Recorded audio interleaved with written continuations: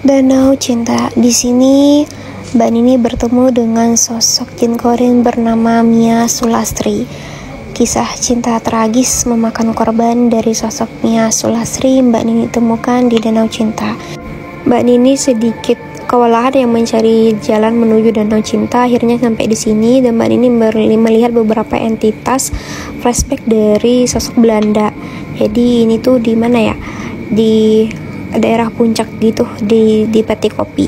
Nah kemudian tuh Mbak Nini sebelum juga ke Danau Cinta tuh pengennya sih ke Danau Duo, tapi karena melihat kondisi dan situasi jalan yang tidak bagus dan kondisi motor yang tidak memungkinkan, akhirnya Mbak Nini tidak sampai jadi ke sana.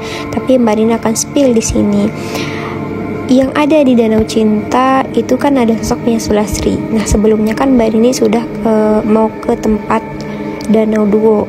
Danau Duo itu tuh Mbak Nini sih padanya udah dijemput duluan, udah disambut duluan gitu ya. Karena di Danau Duo itu ada kerajaan goib kecil di sana gitu. Nah tapi karena faktor kondisi jalan yang tidak memungkinkan, akhirnya nggak jadi.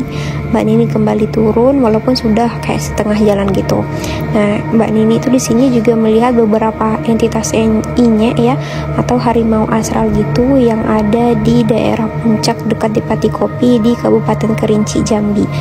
Kemudian kalau di sini tuh Mbak Nini melihat beberapa flashback, ada Belanda juga. Dan Belanda itu masuknya awal mulanya itu ke Kerinci, itu masuk di daerah dari pesisir ke Kerinci itu dari sini gitu. Jadi makanya dapat flashback kejadian Belandanya.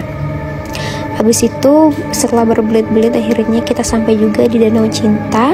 Di sini menurut request dari teman-teman juga, katanya ada yang beberapa tenggelam di sini dan katanya ada yang menarik gitu ya. Apa kita lihat apakah benar yang dibilang orang-orang itu atau hanya sekedar mitos belaka. Pas awal Mbak datang sih, Mbak sih nggak ngerasain ada energi besar yang begitu kuat untuk menarik orang sampai meninggal gitu. Tapi Mbak Nini melihat dari kejauhan ada sosok perempuan jin korin. Sosok ini berada di kejauhan. Nah kemudian tuh di balik ada pohon-pohon besar tuh kan, yang di tinggi-tinggi itu, yang tinggi tuh pohon besar tuh.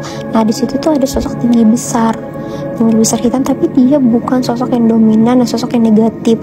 Tapi pada saat Mbak datang tuh sosok besar ini tuh memberikan energi besar sehingga angin tuh terasa kencang banget, sampai kayak pohon-pohon itu tuh terdengar banget rimbunan angin yang ditiup gitu.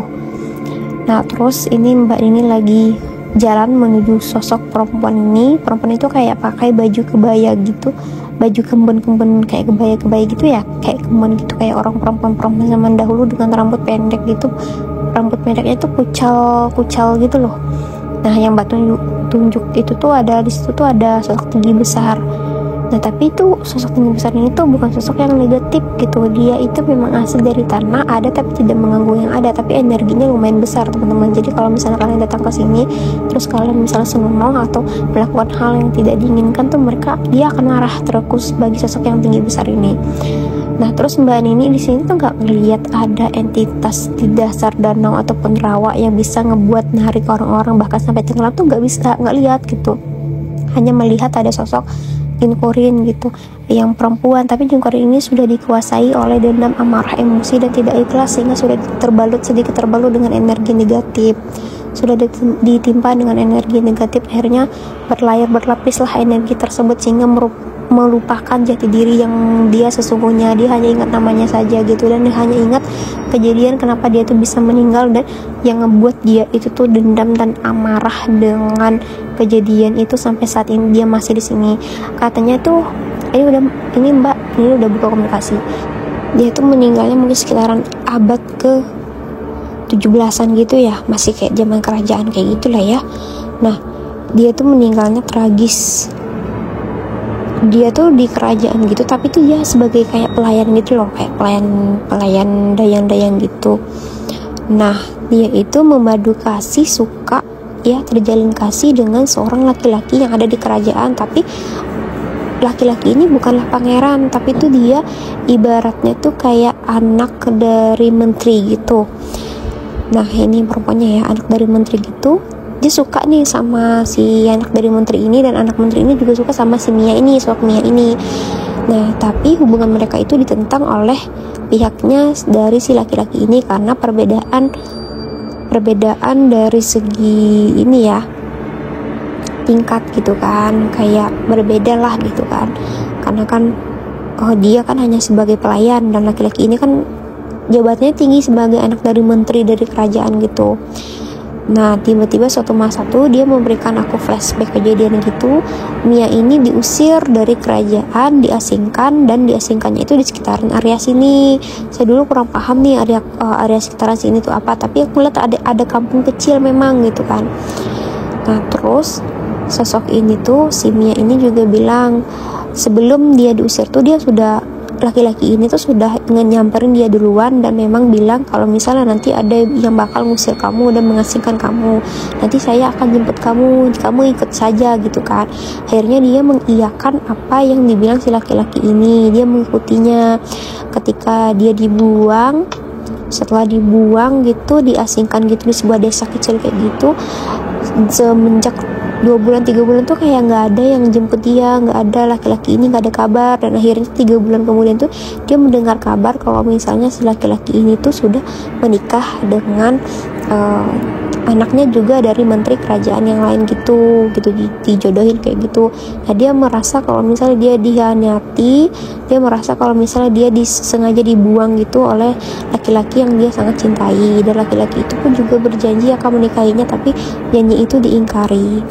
Akhirnya dia mengutuk siapapun laki-laki yang datang ke sini yang cocok untuk dia tuh dia akan tenggelamkan kayak gitu. Karena kan danau ini tuh ada itu mungkin setelah kejadian dia meninggal gitu. Nah, di sini tuh juga ada sosok tinggi besar hitam itu, tapi dia itu entitas asal dari tanah dan dia nggak mengganggu. Dia ada tapi nggak mengganggu yang ada. Jadi sosok si Mia ini menitipkan pesan kepada kita semua.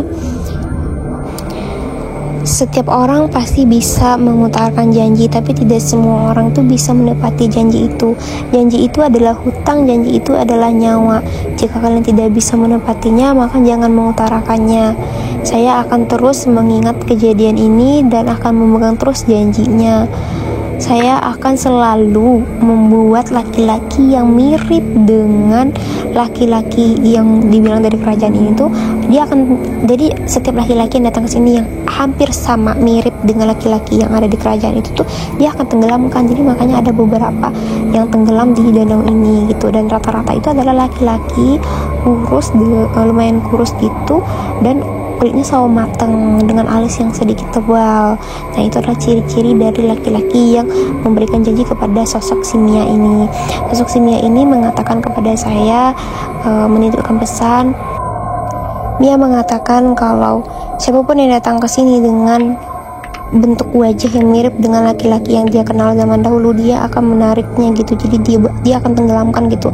Tapi nauzubillah min dzalik, semoga tidak terjadi lagi ke depannya. Saya sudah jelaskan kepada sosok Mia ini, dan sosok Mia ini juga memberikan pesan kepada saya khususnya gitu ya, dan kepada semua perempuan yang di luar sana, janganlah kalian memilih laki-laki yang hanya pandai mengutarakan, tidak pandai bertindak.